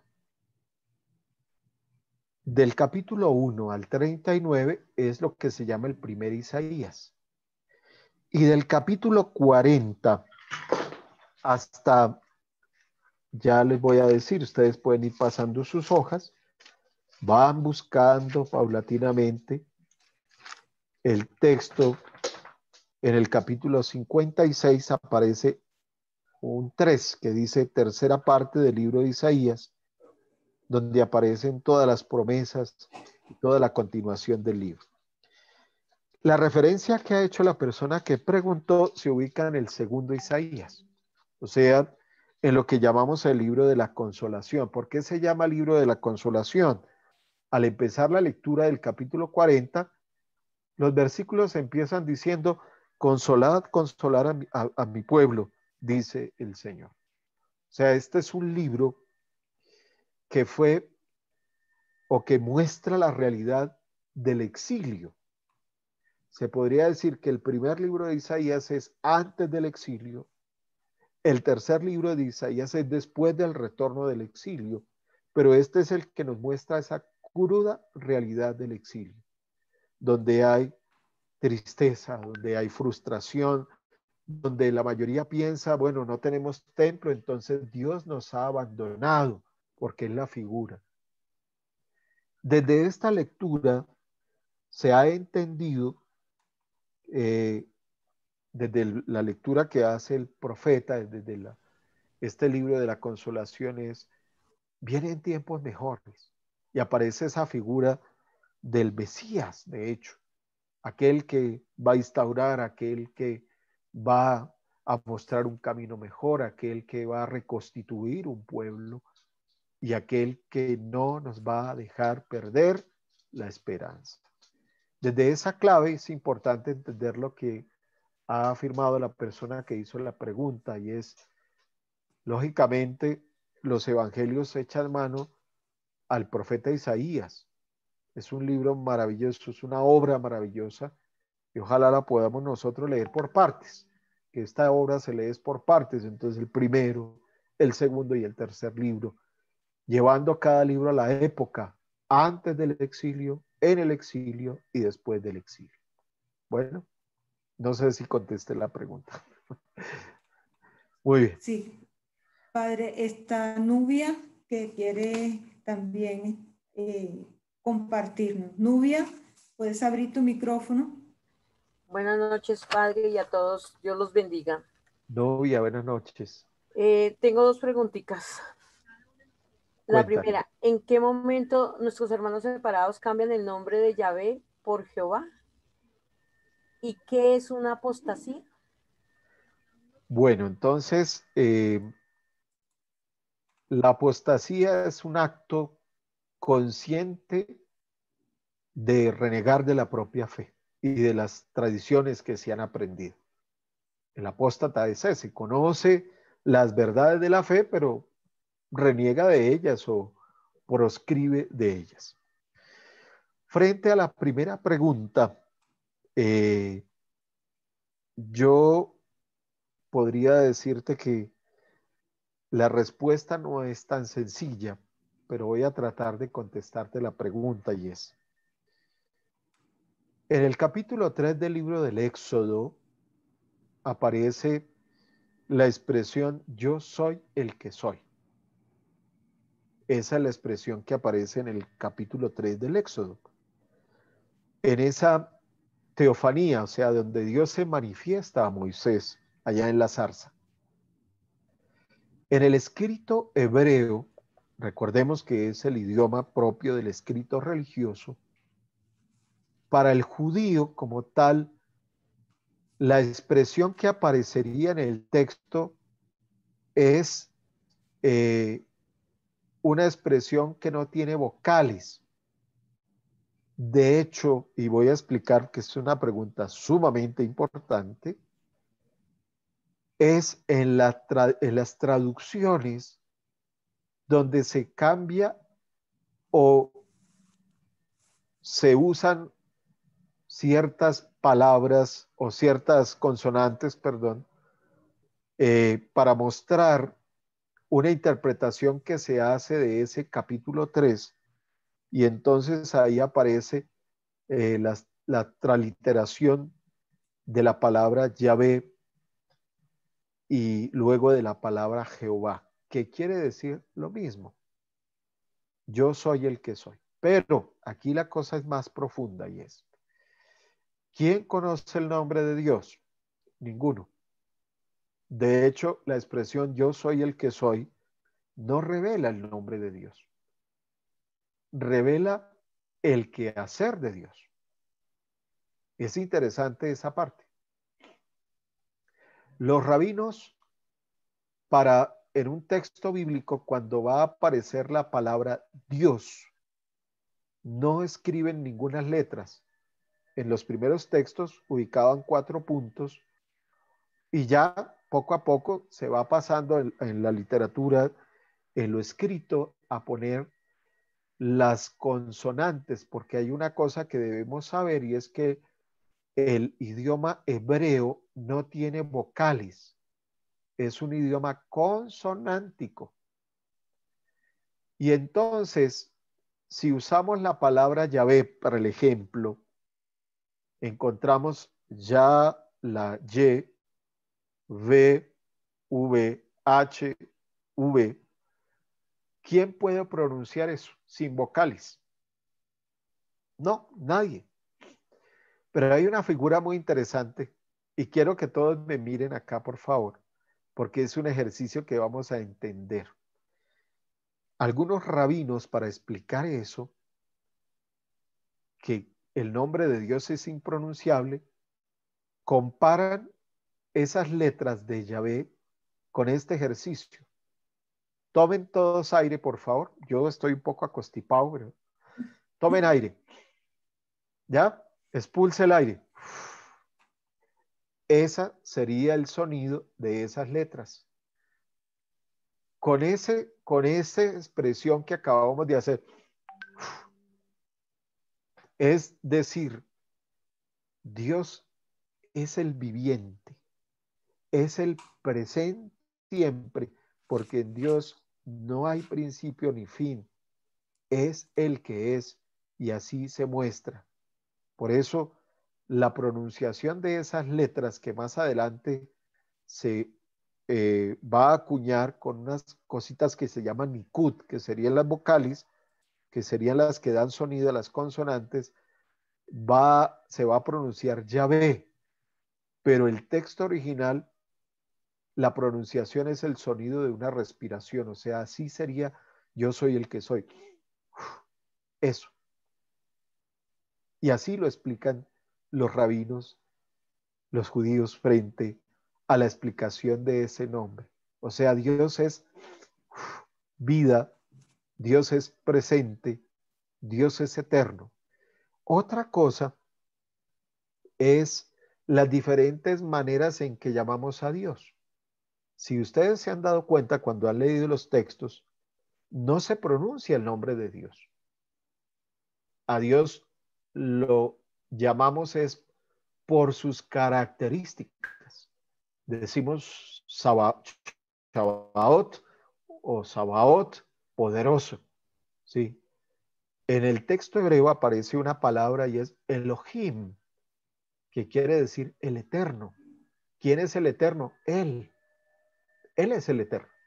¿Quién es el poderoso? Él. Él. Los judíos usan una expresión y es Adonai, que quiere decir el Señor. Y cuando dicen el Señor, y ellos saben que es refiriéndose a Dios. Entonces, para centralizar un poco la pregunta y terminar, porque tocaba explicar esto, es el nombre Yahvé como tal y el nombre Jehová vienen de tradiciones. Y al hacer esa transliteración de las consonantes, dándole ciertos sonidos, va a sonar para unos Yahvé y para otros Jehová, pero la raíz es la misma y es el ejercicio de respiración que hicimos y es eso. ¿Vale? Muy bien. Muchas gracias. Bueno, está Rocío. Rocío lleva mucho rato con su mano levantadita. Creo que vale la pena que escuchemos qué nos quiere decir Padre. Y después quiero también mirar el chat de William Mora, que tiene algo importante. Gracias. Entonces, 3 preguntitas más para poder concluir. Ok. Rocío, buenas noches. Buenas noches, Padre. ¿Cómo me le va? Muy bien, Rocío. Gracias. Padre, Cuéntanos. Padre, 2 preguntitas. Una, bueno, tiene que ver con el Apocalipsis. Cuando yo hice un curso bíblico hace tiempito, nos recalcaba así, que es una revelación, pero que tiene algo de profético cuando en el capítulo 1, versículo 3, dice, y te lo leo, dichoso el que lea y los que escuchen las palabras de esta profecía, guarden lo escrito en ella, porque el tiempo está cerca. Entonces, nos referimos pues a que nosotros, la Biblia siempre lo que o lo que nos transmite es que debemos de estar preparados, ¿sí? Para ese encuentro con Dios. Entonces, de pronto ahí es la base profética de del texto literario del Apocalipsis. Y vuelve, él lo vuelve a, digamos, a afirmar en el capítulo 22, versículo 7, cuando dichoso quien cumple Eso. con la palabra que el texto está. Entonces, pues, tenía más que ver con lo que habló la persona anterior. Es como, Sí, ok, como gracias. reafirmar. Muy bien, Y gracias. padre, y mi pregunta, cuando yo estaba haciendo ese curso, nos decían que la verdadera forma de entender la palabra de Dios era dirigirnos al idioma de origen, ¿sí? Al propio, ¿sí? Porque las traducciones alteran el sentido de la palabra. ¿Tú estás de acuerdo con eso? Eh, bueno, aquí la realidad es la siguiente, Rocío, y es, sí, claro, si yo quiero hacer un ejercicio de exégesis como tal, o sea, de un conocimiento profundo de lo que es el texto bíblico, sí debo ir al lenguaje original del texto, o sea, para hacer un ejercicio de exégesis, de interpretación, ¿sí? Las diferentes, las diferentes traducciones de los textos han recogido a lo largo del tiempo quizá algunos ejercicios de interpretación que se han hecho, pero lógicamente al acomodar los lenguajes a los de cada cultura, las palabras a veces eh, pierden ese significado profundo que muestra el texto bíblico. Lógicamente nosotros desde el texto que tenemos, que es la traducción, quien realiza la traducción, y por eso es importante tener un texto que nos ayude a descubrir un poco la profundidad de la palabra, como la Biblia de Jerusalén, que claro, al leerla y al proclamarla es más complicada porque se acerca a ciertas tradiciones más antiguas que otros textos que son eh, organizados como para una lectura meditativa, pero no para hacer un ejercicio de exégesis. Entonces, aunque es importante entender que los textos pues tratan de mostrarnos, desde las traducciones que nosotros tenemos, tratan de mostrarnos lógicamente lo que el escritor del texto quiso comunicar, ¿sí? Porque si no, lógicamente todos tendríamos que estar aquí en un curso de griego para entender el Nuevo Testamento y en un curso de hebreo. Pero es interesante, sí, claro, interesante. Lógicamente es cierto lo que afirmas y es, hay palabras que en las traducciones le cambian el sentido a ciertos textos. Y yo creo que puse algunos ejemplos y es la palabra lástima, por ejemplo, y la palabra compasión. En algunos textos dice Jesús sintió lástima de la gente. No, Jesús no siente lástima de nadie. Jesús se muestra compasivo, que es diferente. Entonces, cosas como esas. La lástima es una actitud más sentimental, o sea, más pasajera. Y la compasión se une a la misericordia. Y la misericordia, la palabra misericordia en el hebreo es raham, rahamín, todas estas palabras raras, que quiere decir que lo que yo siento al ver al otro sufrir me viene desde lo más profundo, desde las vísceras, y llega al corazón. O sea, mi misericordia y mi compasión es yo en mi todo ponerme en el pellejo del otro, usando esa expresión coloquial, y sentir lo que el otro siente y acompañar al otro porque está triste, y si tiene hambre, socorrerle el pan. Ahí es donde aparecen esas obras de misericordia que están en el Evangelio de San Mateo al final. Es interesante eso. ¿Vale, Rocío? Gracias.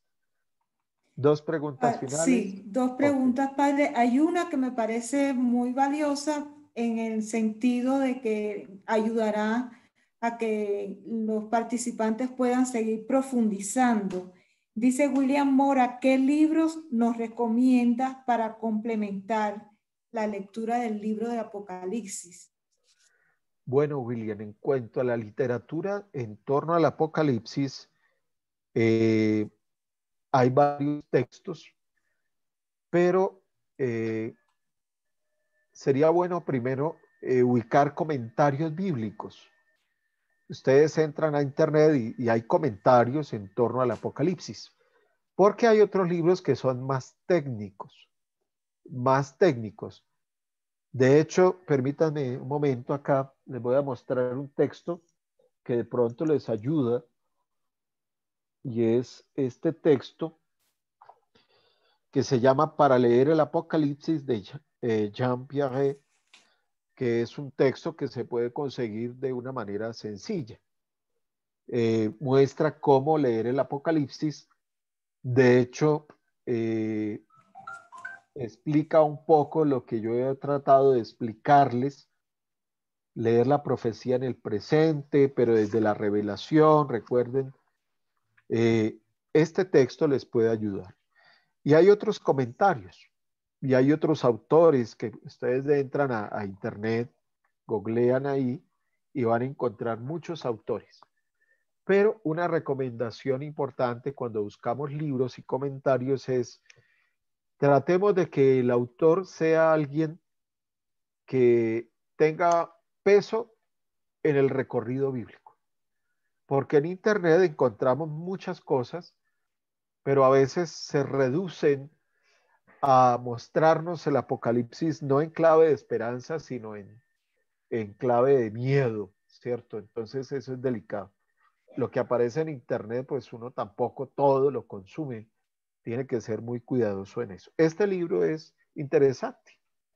Este es para leer el Apocalipsis, ¿vale? Muy bien. Gracias. Vamos a cerrar con Fabián. Fabián tiene su mano levantada. Fabián. Fabián. Buenas noches, Padre Bueno, Pedro, gracias. Fabián, buenas noches. ¿Cómo estás? Teniendo en cuenta que esta es la revelación de Jesucristo, ¿cómo tener esa clave esperanzadora en aquellos que no hemos tenido la cercanía con el estudio de los textos y con todos aquellos que tampoco van a tenerla? ¿Cuál sería la clave para poder eliminar ese lenguaje catastrófico o de condena que muchos, yo pensaría, tienen frente a eso? ¿Cuál sería la clave nosotros como iglesia? Bueno, Fabián, las claves son varias. Primero es explorar la posibilidad de un estudio en torno al texto. Yo les decía, hoy no hemos hecho estudio, hemos dado o hemos hecho un pequeño abrebocas por encima de lo que podemos encontrar en esta literatura. Y nos hemos reducido a mostrar un poco la estructura del Apocalipsis, pero hay que estudiarlo a fondo, porque cuando se va estudiando vamos encontrando cosas maravillosas y situaciones que nos invitan a creer más y más. Primero eso. Lo otro, como lo estás haciendo en cursos como este de lectura de textos. Lo otro, aquí en Bogotá tenemos, por ejemplo, la Universidad Uniminuto, que tiene su centro de estudios bíblicos.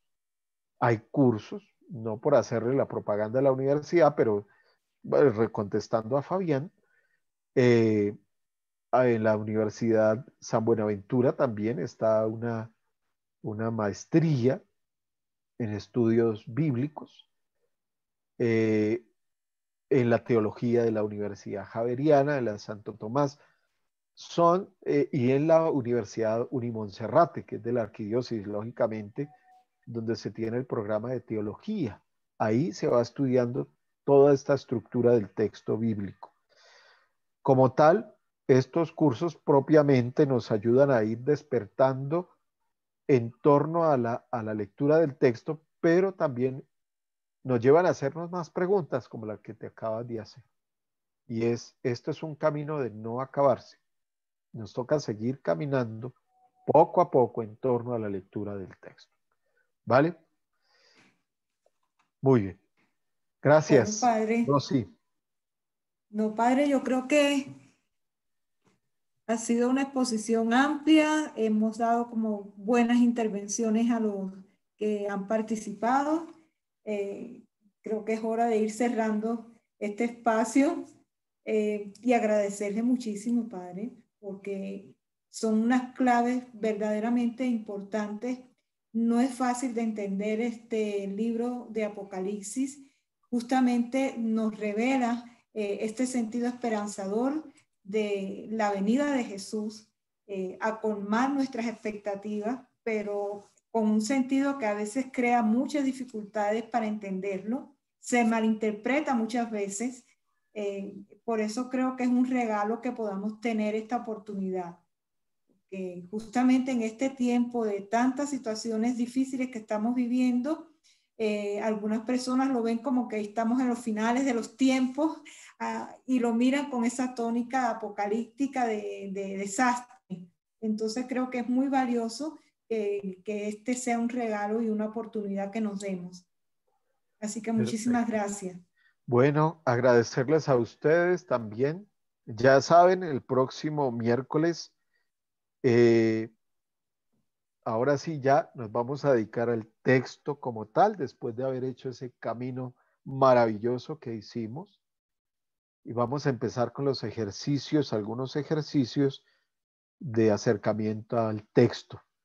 Entonces, para que por favor, primero no fallen.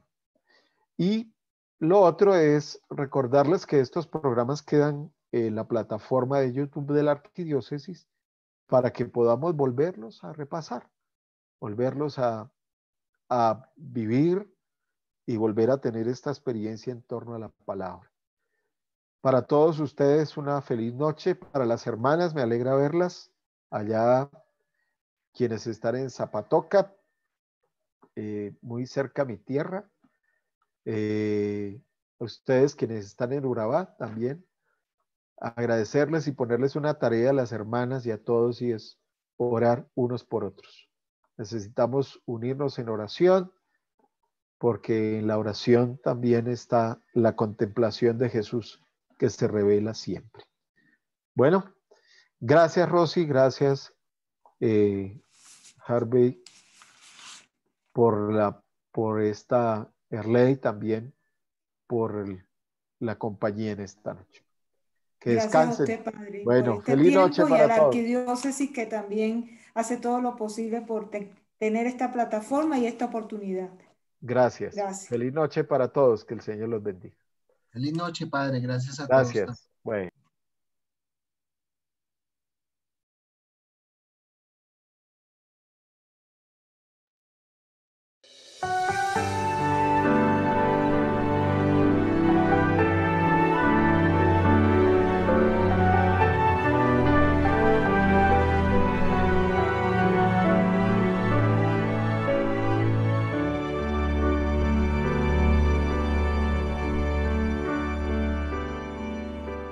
Los brazos que acunaron al Señor,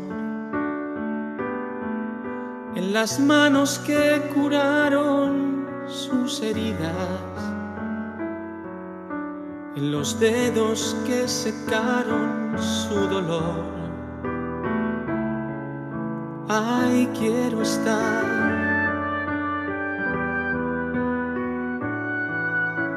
junto al vientre en que latió su corazón, en la voz de quien jamás dijo mentira,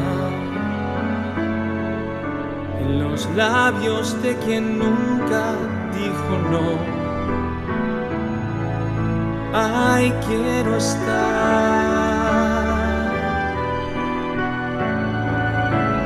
ahí, quiero estar. Quiero estar en el lugar donde todo dice sí, donde nada puede ir mal, en los brazos de María, donde tú soñaste un día con los hombres que venías a salvar.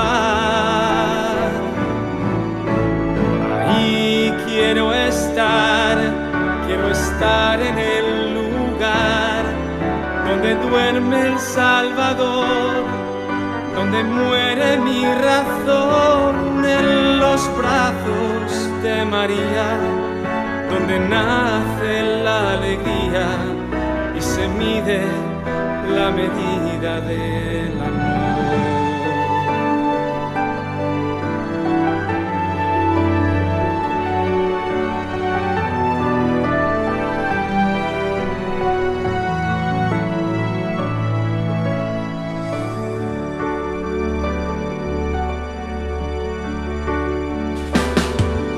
En el alma traspasada por la espada,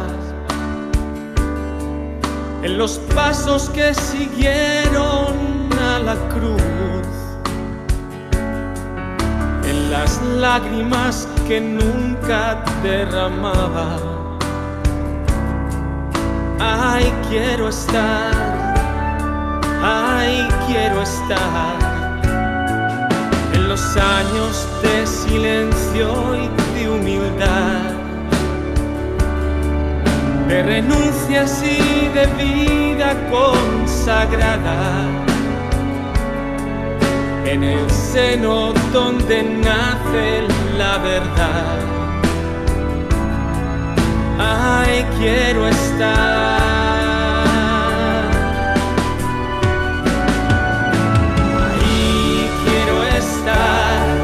Quiero estar en el lugar donde todo dice sí, donde nada puede ir mal, en los brazos de María, donde tú soñaste un día con los hombres que venías a salvar.